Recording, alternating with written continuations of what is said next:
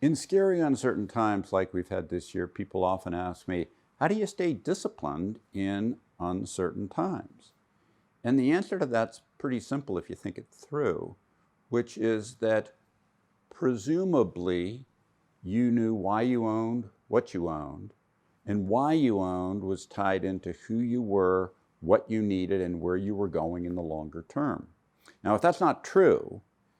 then markets tend to regularly be an expensive place for you unless you're a super capable person at timing and doing short-term trading, in which case you don't need any advice from me at all.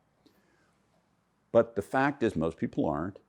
and they've got long-term needs,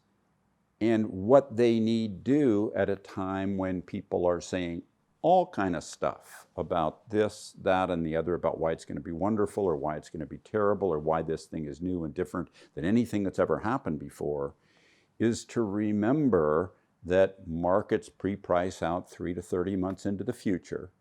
And even if your prior plan won't pay off for you in money in the next 3 months, 6 months, 12 months, 24 months,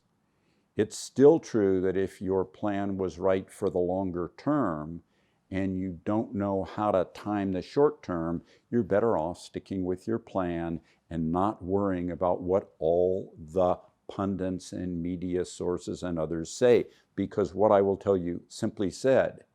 is that most of the time, they're wrong. And if you can remember, A, that most of the time they're wrong, most of the time most of your friends will be wrong, and if you stick with your long-term plans, even if they don't pay out in the short to intermediate term, you tend to do better than if you ditch them because you won't know also the right time to reassert them.